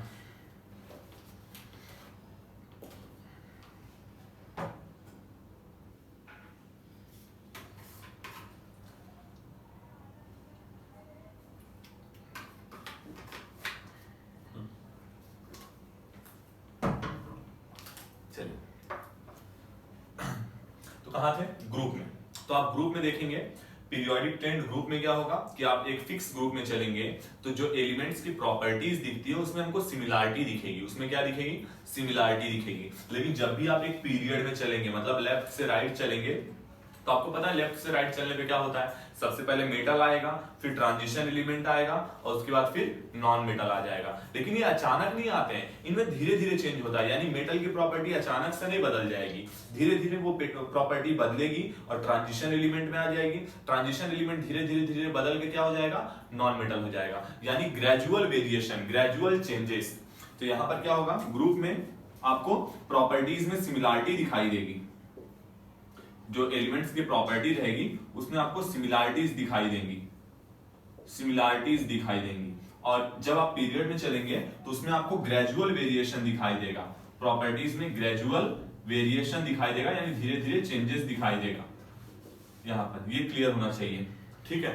हाँ, तो आपको पेपर में क्वेश्चन आएगा कि explain the periodic trend in the modern periodic table, कि पीरियोडिक ट्रेंड कैसा होता है। तो आपको बताना है कि पीरियोडिक ट्रेंड के बारे में कि अगर हम किसी मॉडर्न पीरियोडिक टेबल में ग्रुप में टॉप टू बॉटम चलेंगे एक फिक्स ग्रुप में, तो हमको जो एलिमेंट्स की प्रॉपर्टी है उसमें सिमिलरिटी दिखाई देगी। लेकिन जब भी हम एक पीरियड में चलेंगे लेफ्ट से साइड, यहाँ टॉप टू बॉटम, यहाँ लेफ्ट टू राइट, तो क्या होगा, लेफ्ट टू राइट चलने पे हमको ग्रेजुअल वेरिएशन दिखाई देगा, यानी प्रॉपर्टी जो है बदलेगी लेकिन धीरे धीरे बदलेगी।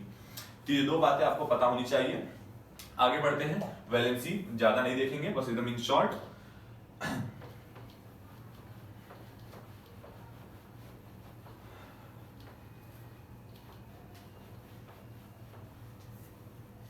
अब वैलेंसी के बारे में आपको पता है कि सबसे पहली बात, वैलेंसी जो होती है किसी एलिमेंट की कैसे निकाली जाती है, वैलेंस इलेक्ट्रॉन के बेसिस पे। जो वैलेंस इलेक्ट्रॉन होते हैं उनके बेसिस पे आप किसी, देखो ये नहीं कि नंबर ऑफ जितने वैलेंस इलेक्ट्रॉन है उतनी उसकी वैलेंसी है, क्योंकि आप देखेंगे, मैं एग्जांपल देता हूं, सोडियम और क्लोरीन।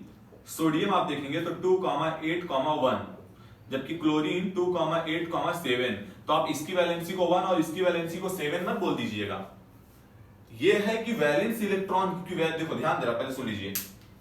वैलेंसी जो होती है वो डिटरमाइंड होती है, मतलब पता की जाती है किसके बेसिस पे, वैलेंस इलेक्ट्रॉन के बेसिस पे। लेकिन इसका ये मतलब नहीं कि number of valence electron is equal to the number of valency, ये ध्यान रखना।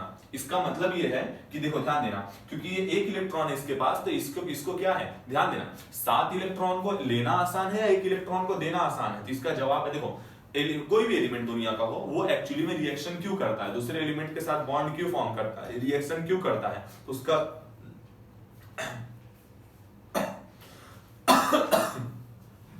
उसका केवल एक ये है कि वो मतलब अपने ऑर्बिट को कंप्लीट करना चाहता है।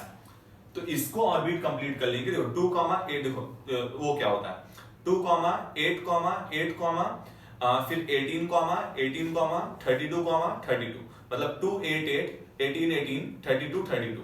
ये क्या होता है? ये मेजर कॉन्सेप्ट होता है। क्लियर हो गया कि नहीं?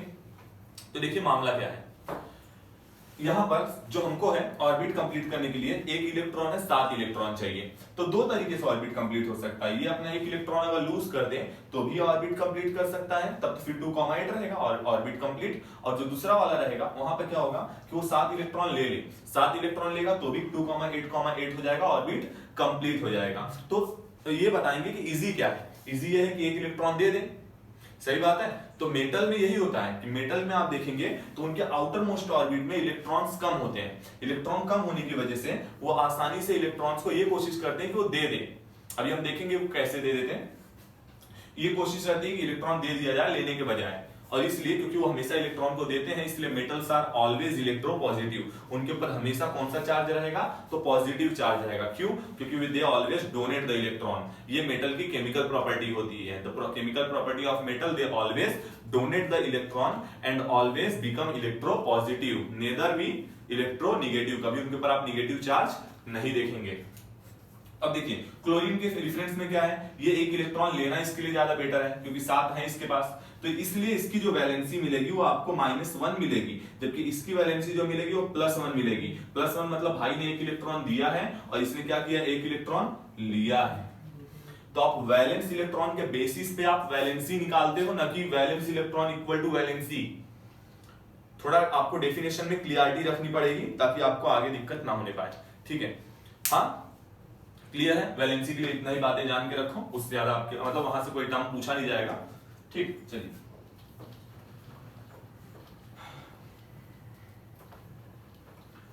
अब अपन अगले पॉइंट पर बढ़ते हैं और जिसका नाम है एटॉमिक मास, एटॉमिक रेडियस। ठीक है, एटॉमिक रेडियस, एटॉमिक रेडियस।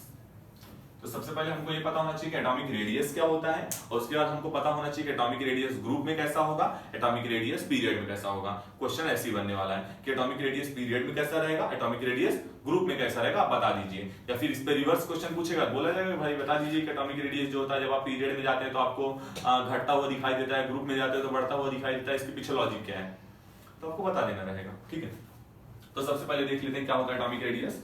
तो किसी एटम के, मान लीजिए कि एक एटम था, सॉरी एक एलिमेंट था जिसका क्या है, ये उसका सेंटर रहा और ये उसका आउटर मोस्ट ऑर्बिट रहा। ठीक है, ये उसका आउटर मोस्ट ऑर्बिट रहा।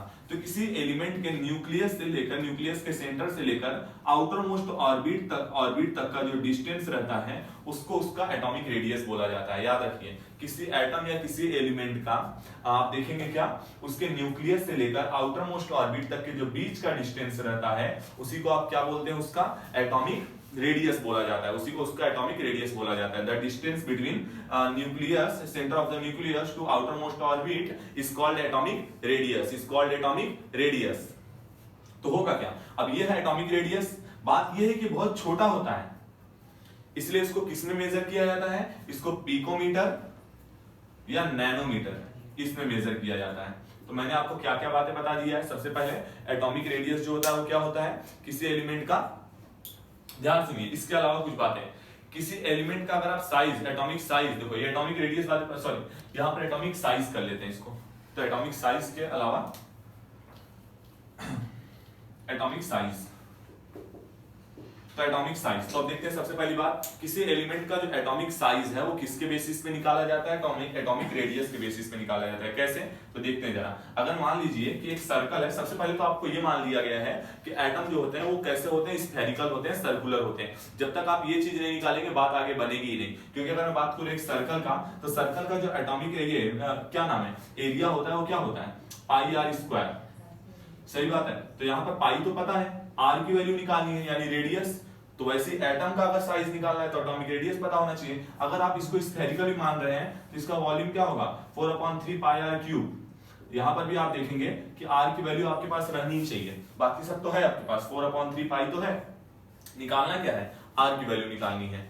तो यहाँ वही मामला फंस रहा है कि आपको रेडियस पता होना चाहिए, यानी एटॉमिक साइज जो होता है वो किसके बेसिस पे निकाला जाता है, एटॉमिक रेडियस के बेसिस पे निकाला जाता है। एटॉमिक रेडियस क्या होता है, तो एटॉमिक रेडियस जो होता है वो एक्चुअली में न्यूक्लियस के सेंटर से लेकर आउटर मोस्ट ऑर्बिट तक के बीच का जो क्या होता है डिस्टेंस होता है, उसी को आप एटॉमिक रेडियस बोलते हैं। क्लियर है यहाँ तक? एटॉमिक रेडियस एक बहुत ज्यादा स्मॉल मतलब एक लेंथ है और इसलिए उसको किस में मेजर किया जाता है, पिकोमीटर और नैनोमीटर में मेजर किया जाता है। यहां तक क्लियर है? बोलो। चलो अब बात आती है कि एटॉमिक रेडियस ग्रुप में कैसा होता है और पीरियड में कैसा होता है। चलिए देखते हैं।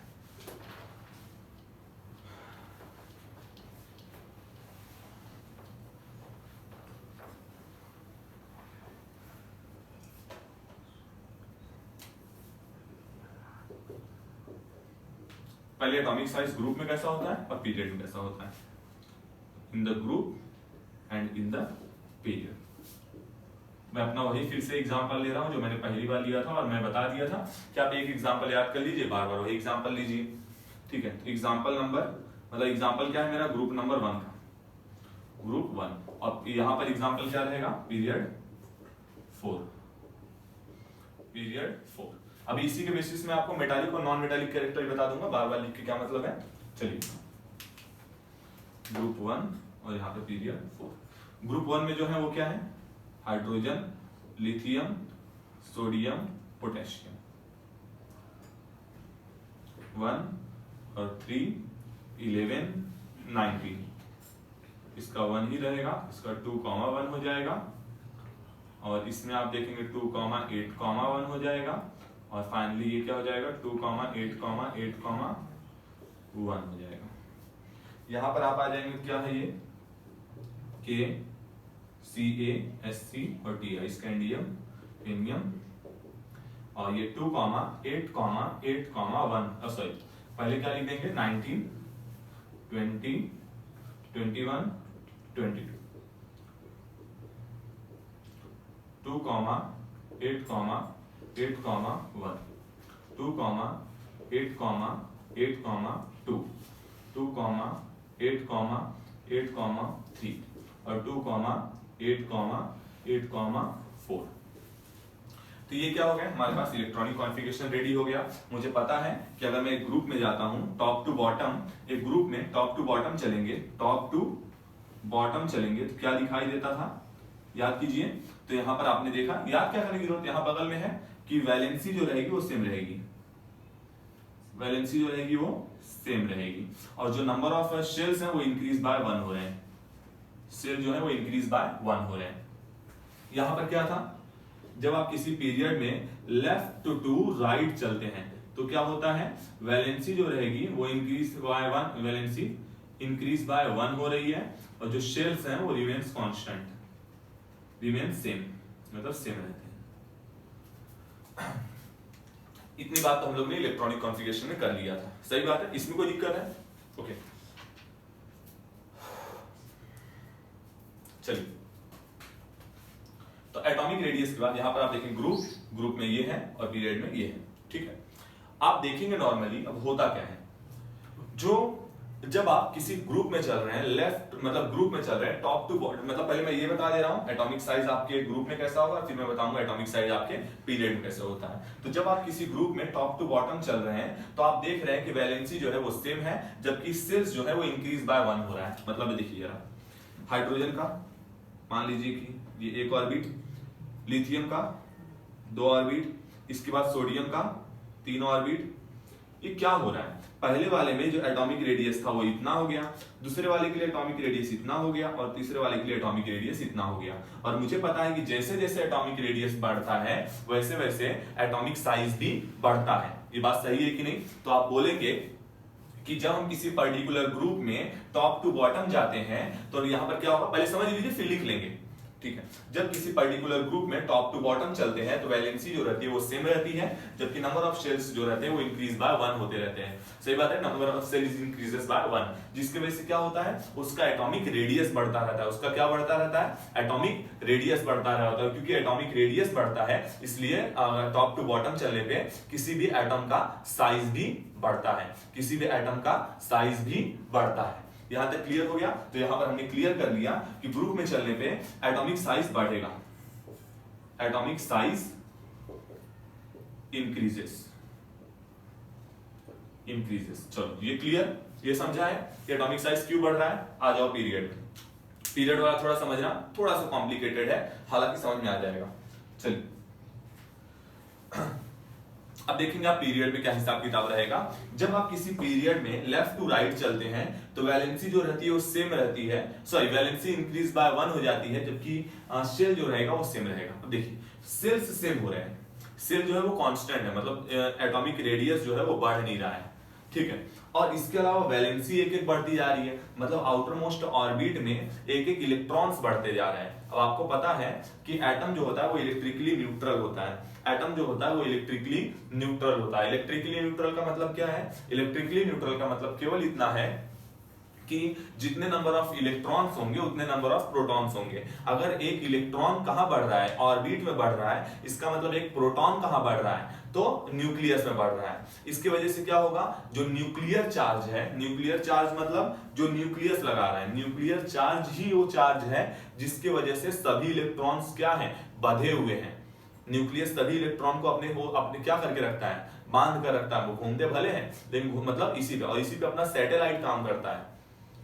अर्थ और सैटेलाइट, अर्थ है और उसके चारों सैटेलाइट घूम रहे हैं, ठीक है। तो यहां पर मैं क्या बता रहा था? मैं ये बता रहा था कि जो सेल्स है वो सेम है, जबकि वैलेंसी जो है वो इंक्रीज बाय 1 हो रही है। और वैलेंसी क्योंकि इंक्रीज बाय 1 हो रही है तो वैलेंसी 1 बढ़ने से, ध्यान सुनिए, वैलेंसी 1 बढ़ने की वजह से मतलब नंबर ऑफ ऑर्बिट में आप देखेंगे, मतलब उसी फिक्स ऑर्बिट में एक नंबर ऑफ इलेक्ट्रॉन बढ़ जा रहा है और इसलिए न्यूक्लियस में एक नंबर ऑफ प्रोटॉन बढ़ रहा है, जिसकी वजह से न्यूक्लियर चार्ज बढ़ जा रहा है। और न्यूक्लियर चार्ज बढ़ने की वजह से जो इलेक्ट्रॉन्स हैं उनके ऊपर अट्रैक्शन बढ़ता जा रहा है, और अट्रैक्शन बढ़ने की वजह से अब न्यूक्लियस उन इलेक्ट्रॉन्स को और ज्यादा फोर्स से अपनी ओर खींचेगा। मतलब पहले इतना दूरी पे थे, अब क्योंकि अट्रैक्शन बढ़ गया तो थोड़ा और खींचे जाएंगे। मान लीजिए एक इलेक्ट्रॉन और बढ़ गया तो एक प्रोटॉन और बढ़ जाएगा, न्यूक्लियर चार्ज बढ़ गया और खींचे जाएंगे। इस तरीके से क्या होगा? सेल का साइज, एटम का साइज कम होता जाएगा।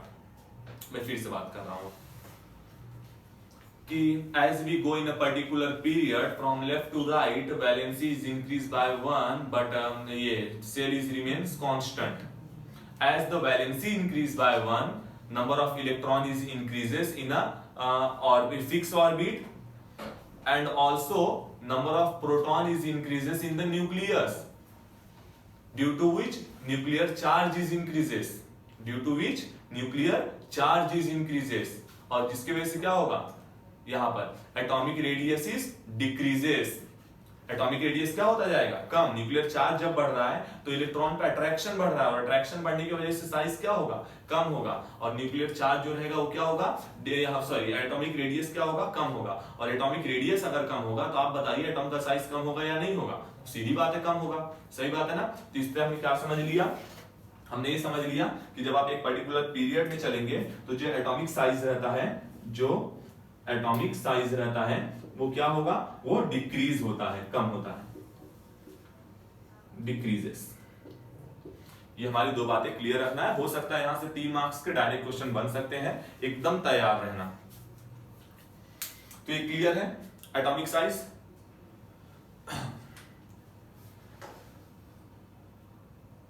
ओके चलो अब आगे बढ़े।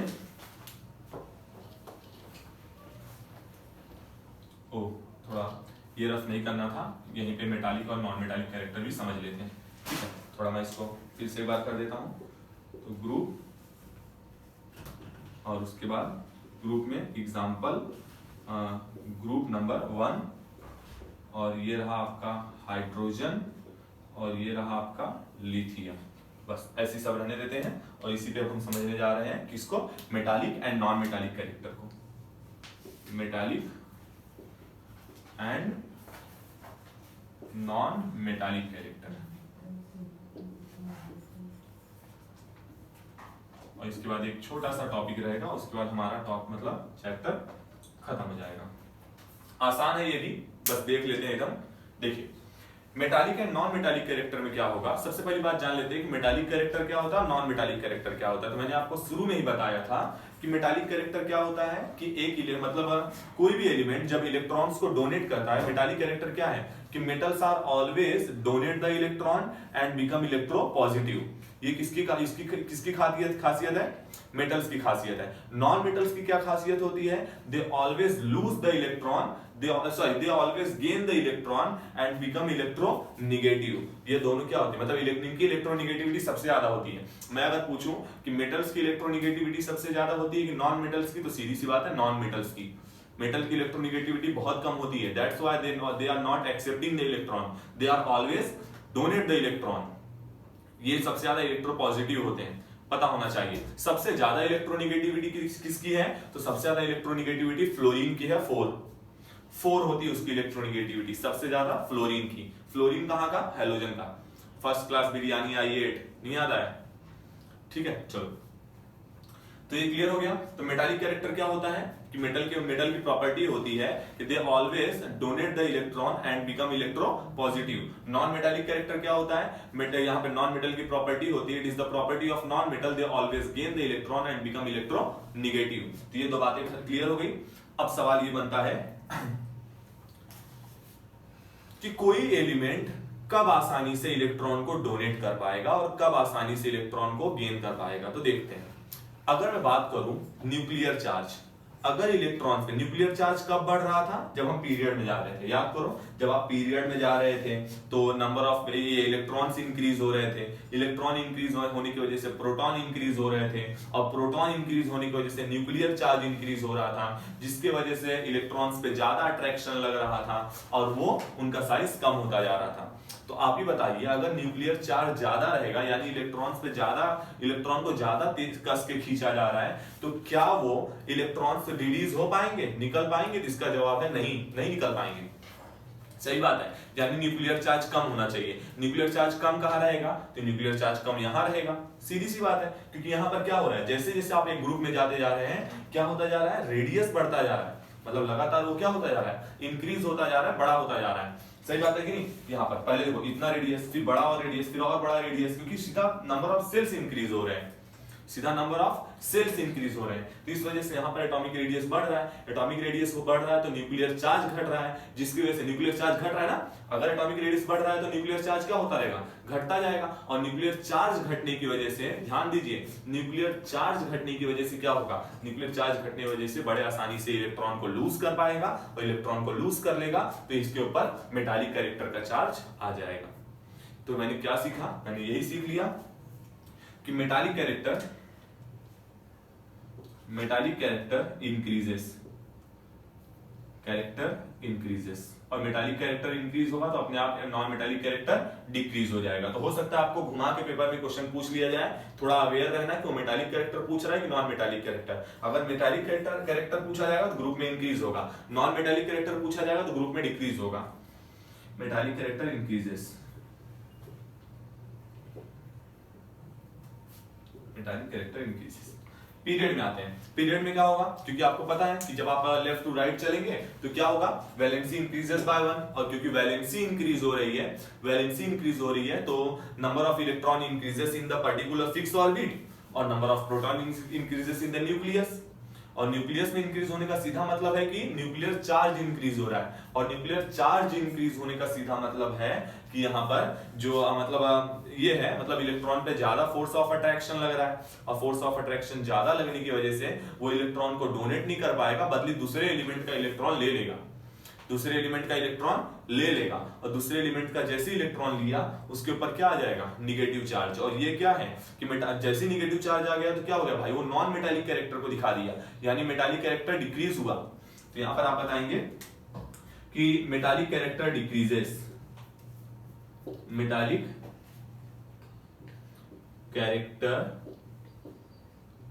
डिक्रीजेस।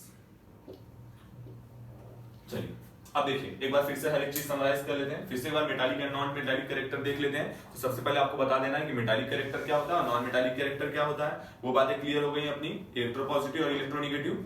आपको ग्रुप में बताना है कि ग्रुप में चलने पे क्या होता है। टॉप टू बॉटम वैलेंसी जो रहती है वो सेम रहती है, नंबर ऑफ सेल इंक्रीज हो रहा है जिसकी वजह से रेडियस इंक्रीज हो रहा है, रेडियस इंक्रीज होने की वजह से न्यूक्लियर चार्ज जो रहेगा वो डिक्रीज होगा, और न्यूक्लियर चार्ज डिक्रीज होने की वजह से जो आउटर मोस्ट ऑर्बिट का इलेक्ट्रॉन है उसके ऊपर जो फोर्स ऑफ अट्रैक्शन लगेगा न्यूक्लियस का वो कम हो जाएगा, और जिसकी वजह से वो आसानी से इलेक्ट्रॉन को डोनेट कर सकता है, वो आसानी से इलेक्ट्रॉन रिलीज हो सकता है, और क्योंकि जैसे ही इलेक्ट्रॉन रिलीज होगा उसके ऊपर मेटालिक कैरेक्टर दिखा दिया जाएगा। That's why metallic character increases in the group. आप ग्रुप में टॉप टू डाउन चलेंगे, मेटालिक कैरेक्टर इंक्रीज होगा। अब कहां चलते हैं तो पीरियड में। पीरियड में जैसे आप चलते हैं लेफ्ट टू राइट क्या होता है, नंबर यहां पर ये valency increases by 1 but shell remain same. Shell same रहते हैं, मतलब फिक्स सेल में एक एक इलेक्ट्रॉन बढ़ता जा रहा है, और एक एक इलेक्ट्रॉन बढ़ने का मतलब है कि न्यूक्लियस में एक एक प्रोटॉन बढ़ता जा रहा है, और एक एक प्रोटॉन बढ़ने का मतलब है कि न्यूक्लियर चार्ज बढ़ता जा रहा है, जिसकी वजह से जो आउटर मोस्ट ऑर्बिट का इलेक्ट्रॉन है उसके ऊपर फोर्स ऑफ अट्रैक्शन बढ़ता जा रहा है, और फोर्स ऑफ अट्रैक्शन बढ़ने की वजह से क्या होगा, फोर्स ऑफ अट्रैक्शन बढ़ने की वजह से ये होगा कि वो आसानी से इलेक्ट्रॉन को रिलीज नहीं कर पाएगा, लूज नहीं कर पाएगा, जबकि दूसरे का इलेक्ट्रॉन ले लेगा, और जैसे वो दूसरे का इलेक्ट्रॉन ले लिया नॉन मेटालिक कैरेक्टर इंक्रीज हुआ और मेटालिक कैरेक्टर डिक्रीज हुआ। तो ये क्या था, metallic and non metallic character. Electronic configuration पे बेस्ड दो concept, atomic radius, atomic size, और metallic non metallic character. Last एक छोटा सा पॉइंट है वो है हैलोजन ग्रुप के बारे में। चलिए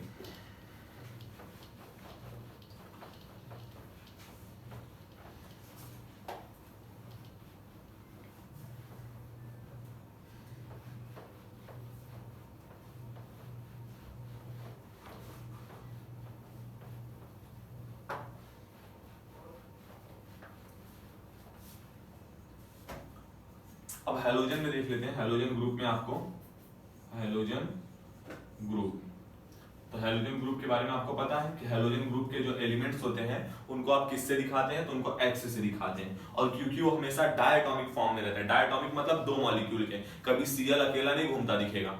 Cl जो रहेगा वो Cl2 के साथ में, मतलब Cl2, F2, Br2, I2 ऐसा रहेगा, तो हमेशा डायटॉमिक फॉर्म में रहते हैं, इसलिए इनको H2 डिनोट किया जाता है। अब अगर आपको H2 लिखा दिखा तो आप क्या समझेंगे, आप F2 भी समझ सकते हैं, आप Cl2 भी समझ सकते हैं, आप Br2 भी समझ सकते हैं, और आप I2 भी समझ सकते हैं। Fluorine, chlorine, bromine, iodine.